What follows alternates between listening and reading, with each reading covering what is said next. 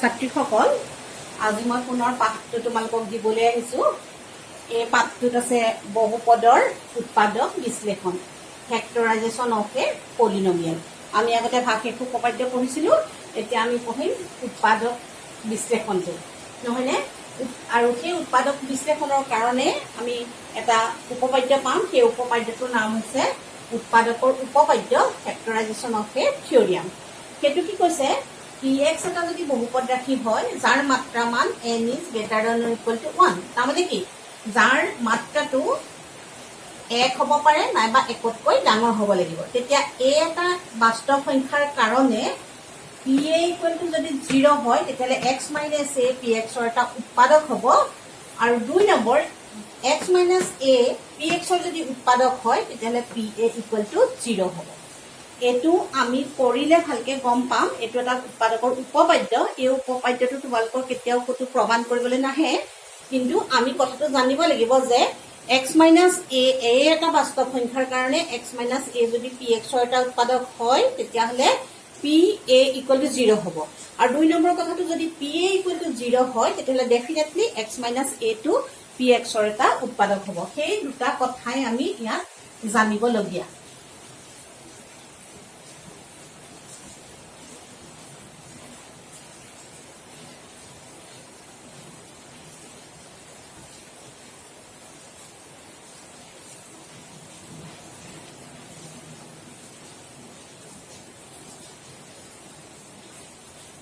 জানিবলগীয়া এই ভাগশেষ উপপাদ্যটো যেনেকে তোমালোকৰ প্ৰমাণ কৰিবলৈ তেনেকে নাই অহা, তেনেকে উৎপাদকৰ উপপাদ্যটো তোমালোকৰ প্ৰমাণ কৰিবলৈ নাহে, আমি মাত্ৰ জানিব লাগিব। এতিয়া আমাৰ প্ৰথম অংকটো দিছে x plus 2। এতিয়া আমি এই কথাখিনি আমি আচলতে অংকত এপ্লাই কৰিম। এতিয়া প্ৰথম অংকটো দিছে, চোৱাচোন। প্ৰথম অংকটো দিছে x plus 2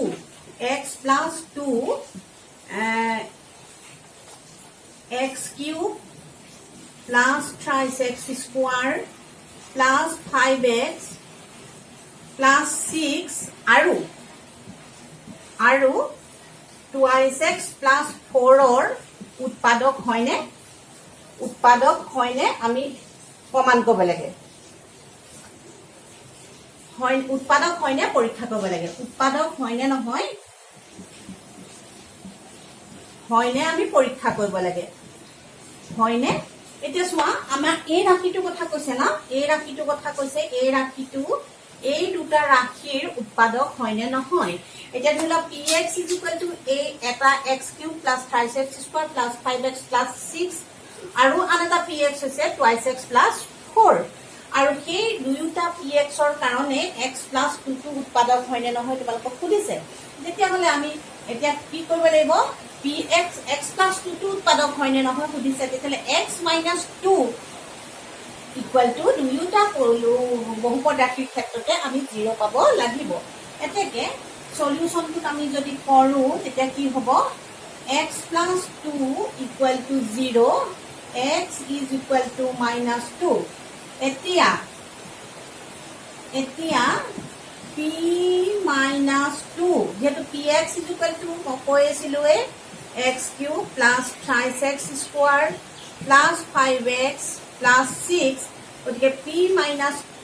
2 px is equal to a2, গতিকে p minus 2 is equal to কিমান হ'ব, minus 2 cube 3 into minus 2 square plus 5 into minus 2 plus 6। আমি এইটো এতিয়া ক্যালকুলেশন কৰিম। ক্যালকুলেশন কৰি পেলাই আমি কি পাম, এইটো minus 2 cube তাৰমানে minus 8, নহয়নে? আমি এইবোৰ সাধাৰণ হেৰি আৰু এইটো 4 হ'ব, 4 3 গুণ 12 হ'ব, 5 2 গুণ 10 হ'ব প্লাস 6 হ'ব, নহয়নে? এতিয়া কি হ'ব, এই দুটা হ'ব 18 minus 18 plus 18, আলটিমেটলি আমি পালো কিমান, 0। এই পলিনমিয়েলটোৰ ক্ষেত্ৰত আমি পালো 0, গতিকে p minus 2 equal to 0 পালো। তেতিয়াহ'লে আমি কি ক'ব পাৰিম, x plus 2 x cube plus 3x square plus 5x plus 6 ৰ এটা উৎপাদক হয়। তালৈকে এনেকে লিখিবা, তলত লিখিবা, মই জাগা নাই কাৰণে ইয়াতে লিখিছো। এতেকে x plus 2 x cube plus 3x square plus 5x plus 6ৰ এটা উৎপাদক হ'ব ঠিক তেনেধৰণে প্ৰথম অংকটো যেনেকৈ কৰিলো এতিয়া দ্বিতীয় বহুপদটোৰ ক্ষেত্ৰতো আমি তেনেধৰণেই প্ৰমাণ কৰিব পাৰিম এতিয়া আমি দ্বিতীয় দশৰ মই কৰি দিছো এতিয়া দুটা অংক কৰি দিছো পিছৰখিনি তোমালোকে নিজে নিজে কৰিবা এতিয়া কি হ'ব প্ৰথম দিছে px ৰ px দিছে কি দিছে 2x প্লাছ 4 আৰু উৎপাদক একে x প্লাছ 2 গতিকে p minus 2 equal to 2 into minus 2 plus 4 নহয়নে তাহলে মাইনাছ 4 প্লাছ 4 ইকুৱেল টু 0 গতিকে এই ক্ষেত্ৰটো কি হ'ব x প্লাছ 2 এতেকে x প্লাছ 2 2x প্লাছ 4ৰ এটা উৎপাদক কথাখিনি নিশ্চয় ধৰিব পাৰিছা তোমালোকে ভিডিঅ'টো পুৰা ঘূৰাই চাবা নুবুজাখিনি থাকিলে তোমালোকে নিশ্চয় বুজি পাবা এতিয়া আছে উৎপাদক বিশ্লেষণ আমি কিবা কিবি বহুপদ ৰাশি দি থকা থাকিলে তাৰ আমি উৎপাদক বিশ্লেষণ কৰিম এতিয়া আমি উৎপাদক কৰিছিলো নহয়নে x প্লাছ 2 এটা যে উৎপাদক হয় এতিয়া আমাৰ কিছুমান ৰাশি দিয়া থাকিব সেই ৰাশিটোৰ উৎপাদক বিশ্লেষণ কৰিব লাগিব আৰু সেই উৎপাদক বিশ্লেষণটো আমি দুটা নিয়মত কৰিব পাৰিম এটা হৈছে মধ্যম পদ বিভাজন আৰু এটা হৈছে এই উৎপাদক উপপাদ্যৰ সহায়ত কৰা উৎপাদক উপপাদ্যটো আমাক এই কাৰণেই লাগে যে কোনোবা ৰাশিবিলাকৰ আমি উৎপাদক বিশ্লেষণ কৰিবলৈ আমি সেই উপপাদ্যটো ব্যৱহাৰ কৰিব পাৰো আৰু তোমালোকে খুব ভালকৈ মনত ৰাখিবা যে আমাৰ এই উৎপাদক বিশ্লেষণটোৰ গণিতৰ এটা বহুত অপৰিহাৰ্য অংগ আমি যেনেকৈ আমাৰ নেওতাখন নাজানিলে আমি অংক কৰিব নোৱাৰো ঠিক তেনেদৰে আমি কোনো ৰাশিৰ উৎপাদক বিশ্লেষণ কৰিব নাজানিলে আমি ওপৰ ক্লাছত আমি অংক কৰিব নোৱাৰো এতিয়া তাৰে মই উৎপাদক বিশ্লেষণ কৰিবলৈ তোমালোকক শিকাম সেই উৎপাদক বিশ্লেষণ কৰাটো প্ৰথমতে মই মধ্যম পদ বিভাজনৰ সহায়ত তোমালোকক কৰিবলৈ শিকাম এতিয়া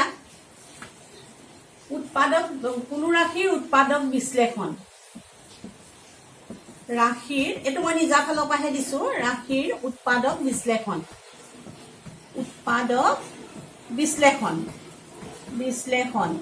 মধ্যম পদ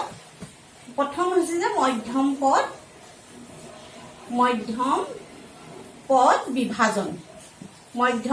বিভাজন কৰি কেনেকৈ কোনো এটা ৰাশিৰ উৎপাদক বিশ্লেষণ কৰিব পাৰি এতিয়া ধৰি লোৱা ৰাশিটো দিছে 6x স্কোৱাৰ এটো নহয় ৰবা দেই অংকটো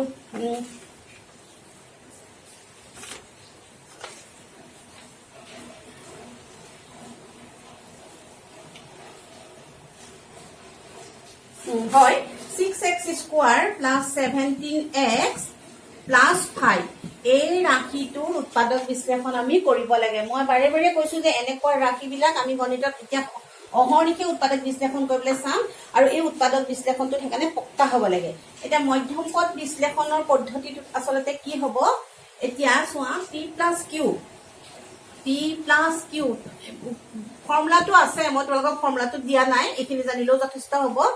দুটা ৰাশি এনেকুৱা বিলাকৰ কাৰণে দুটা ৰাশি p আৰু q পোৱা যায় য'ত p প্লাছ q হৈছে মধ্যম পদটো আৰু p ইনটু q হৈছে তাৰমানে এই দুটা ৰাশিৰ পূৰণফলটো 6x স্কোৱাৰৰ সহগ আৰু যিটো এনেই থাকে সেই দুটাৰ পূৰণফলটো হৈছে pq বুজি পাইছানে তাৰমানে এনেকুৱা বিলাকৰ উৎপাদক বিশ্লেষণ কৰিবৰ কাৰণে আমি এনেকুৱা দুটা ৰাশি p আৰু q ল'ব লাগে যাৰ যোগফলটো হৈছে মাজৰ পদটো আৰু যাৰ পূৰণফলটো হৈছে এই প্ৰথমটো x স্কোৱাৰৰ যিটো সহগ আৰু এই সিঙ্গল পদটো এতিয়া চোৱা 30 হলে কি হ'ব 30ৰ আমি এতিয়া উৎপাদক উলিয়াম 30ৰ উৎপাদকটো আমি কেনেকৈ উলিয়াম এতিয়া 1 ইনটু 30 নহয়নে এটা 1 ইনটু 30 এটা 2 ইনটু 15 দুয়ে 15 পূৰণ কৰিলেও 17 হয় সৰি 30 হয় তাৰপৰা 3 ইনটু 30 3 ইনটু 10 30 হয় আৰু 5 ইনটু 6 ও 30 হয় মই কি ক'লো যে এনেকুৱা দুটা আমি উৎপাদক বিলাক উলিয়াম pq 30 টো আমি এনেকুৱাকে উৎপাদক বিলাক উলিয়াম এটা উৎপাদক হৈছে 1 into 30 equal to 30 গতিকে এটা উৎপাদক 1 আৰু 30 তাৰ পিছতো 2 আৰু 15 তাৰ পিছতো 3 into 10 আৰু এটা হৈছে 5 into 6 6 5 30 এতিয়া সোৱা এই কিটাৰ মাজত কিবা কৰিলে আমাৰ এই মাজৰ পদটো পাম নেকি 2 plus 15 আমি কৰিলে 17 পাম নহয় নে সেই কাৰণে আমি এটা লিখিব পাৰোম 6x square অকনমান কথাটো মনোযোগটো দিব লাগে চাবা এতিয়া আমি লিখিম কি লিখিম 2x plus 15x plus 5 দেখিলানে 2x 15 এ 2 এ 17 আৰু 2 15 30 গতিকে এই দুটাৰ পৰা কি হ'ব এই দুটাৰ পৰা আমি x এটা কমন লম আৰু এই দুটাৰ পৰা আমি 5 এটা কমন লম নহয় নে এটা কি হ'ব এই x 2x আমি কমন ললো ইয়াতো 2x আছে গতিকে কি হ'ব 3x plus 1 আৰু এই দুটাৰ পৰা 5 এটা কমন লম কি হ'ব 3x plus 1 গতিকে কি হ'ব 3x plus 1 এই যোগফলৰ দুয়োটা ৰাশি পূৰণ এটো এটা পূৰণ পূৰণ দুটা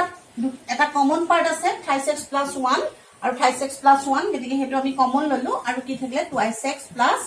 5 তাৰ মানে এই ৰাশিটোৰ উৎপাদক বিশ্লেষণ কৰি আমি উৎপাদক দুটা কি পালো 3x plus 1 আৰু 2x plus 5 হেতু পালো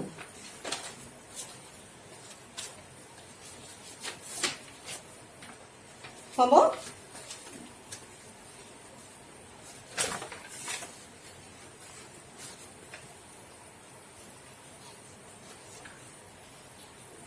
এতিয়া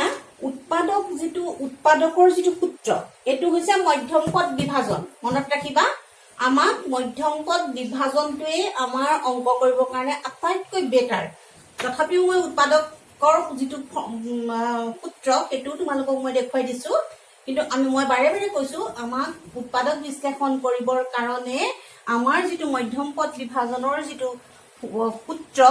যিটো নিয়ম হেতুহে আমাৰ বেছি গ্ৰহণযোগ্য আৰু আমাৰ সুবিধাজনক এতিয়া উৎপাদকৰ বিভাজনত মই কেনেকৈ কৰিম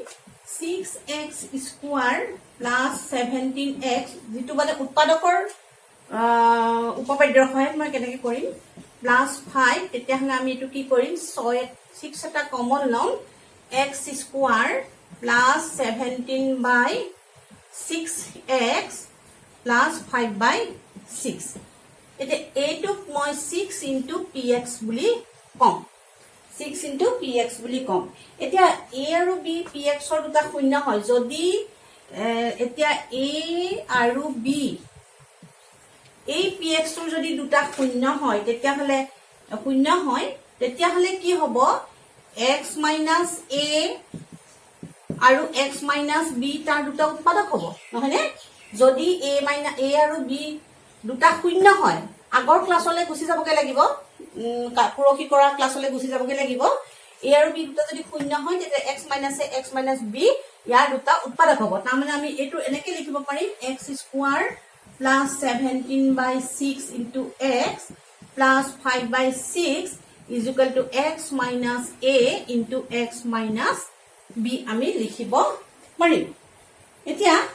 এতিয়া কি কৈছে মই a নো কি b নো কি মইটো নেজানো তেতিয়া হি কাৰণে কি কৈছো মই কিছুমান মান ধৰি লম এটো পদ্ধতিটো অকমান দীঘল দেই প্লাস মাইনাস হাফ a এর মান ধৰি লোৱা a এৰ মান a আৰু b এৰ মানে মই কিছুমান সম্ভাব্য মান ধৰি লম নিজে a আৰু b এৰ এতিয়া a আৰু b এৰ কিছুমান সম্ভাব্য মান ধৰি লম মই plus minus half plus minus 1/3 plus minus 5/3 এনে ধৰণে মই কিছুমান মান নিজৰ ফালৰ পৰা নিজে মনতে ভাবি লম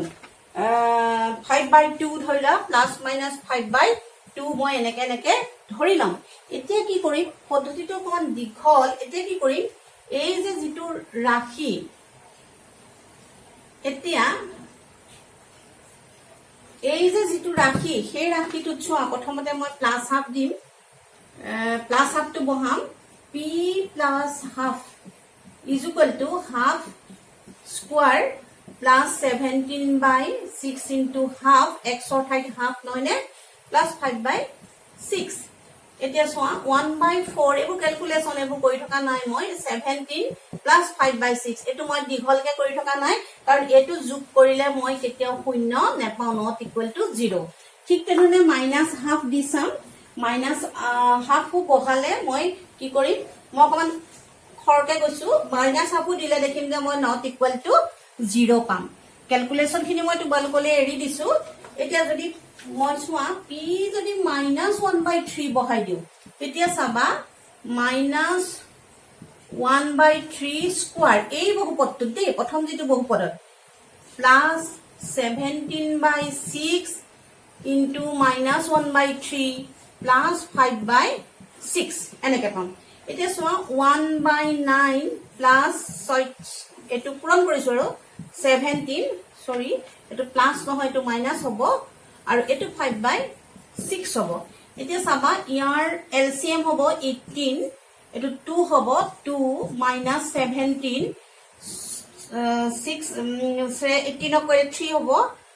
plus 15 হ'ব দেখিছানে এটো 15 plus 2 17 হ'ব plus 17 হ'ব minus 17 হ'ব 0 হ'ব আলটিমেটলি 0 হ'ব তাৰ মানে p 1/3 সেই px ৰ এটা শূন্য হ'ব গতিকে x plus 32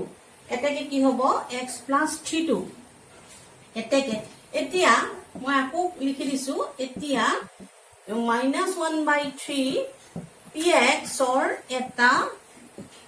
শূন্য শূন্য এটাকে x plus 1/3 px তো আমি কিমান ধৰিছিলো px তো আমি ধৰি লৈছিলো নহয় px তো কি আছিল x cube plus 17/6 x plus 5/6 ৰ এটা উৎপাদক অকমান খেলিমেলি হৈছে নি বাৰু বৰ্ডখন সৰু যে কি হ'ব x plus 1/3 টো ইয়াৰ এটা উৎপাদক হ'ব তেনেকে আমি যদি আমি যে কেইটামান উপপাদ্য ধৰি লৈছিলো আমি যে কিছুমান সংখ্যা ধৰি লৈছিলো তেনেকে ধৰি আমি পাম -5/2 টো যদি বহাই দিও এই ৰাশিটোত তেতিয়া আমি সেই px ৰ মানটো 0 পাম দেই এতেকে কি হ'ব x plus 5/2 টো কি হ'ব এই x square plus 17/6x plus 5/6 ৰ এটা উৎপাদক হ'ব তাৰ মানে আমি এই ৰাশিটোৰ আমি দুটা উৎপাদক পালো এটা পালো এটো আৰু এটা পালো এটো তেতিয়া আমি কি লিখিব পাৰিম আমি কি লিখিব পাৰিম x square plus 17/6 into x plus 5/6 is equal to x plus 1/3 into x plus 5/2 কিন্তু এই গোটেই বস্তুটো কিন্তু এটো নাছিলে ইয়াৰ লগত আমাৰ আৰু এটা কি আছিল 6 জয়েন হৈ আছিল আমাৰ বস্তুটো আছিল 6x square plus 17x plus 5 আছিল গতিকে আমাৰ এটা 6 আছিল নহয় নে এটো লগত x square plus 17/6 into x plus 5/6 বৰ্ডখন অকন সৰু কাৰণে গোটেই ক্লাছত কৰা নিচিনা নিশ্চয় নহয় তথাপিও তোমালোকে মনোযোগটো দি কৰিবাচোন দেই 6 আৰু এই খলনি আমি কি লিখিব পাৰো x plus 1/3 আৰু x plus 5/2 আমি লিখিব পাৰো নহয় নে তেলে এটো যদি আমি কৰো এটো কি হ'ব 3 thrice x plus 1 আৰু এটো যদি আমি কৰো twice x plus 5 এটো 3 দুগুণ 6 এটোটো ক্যান্সেল যাব তেতিয়া আমি কি পাম thrice x plus 1 আৰু x plus 5 আমি প্ৰথমতে মধ্যমপদ বিভাজন কৰিও আমি উৎপাদক দুটা পাইছিলো thrice x plus 1 আৰু x plus 5 এ পাইছিলো মই আসলতে এই অংকটো কৰি বৰ সন্তুষ্ট হোৱা নাই কাৰণ এখন দীঘল বৰ্ডৰ দৰকাৰ হয় তথাপিও তোমালোক আশা কৰিছো তোমালোকে চেষ্টাটো কৰিবা নিজে বুজিবলৈ চেষ্টাটো কৰিবা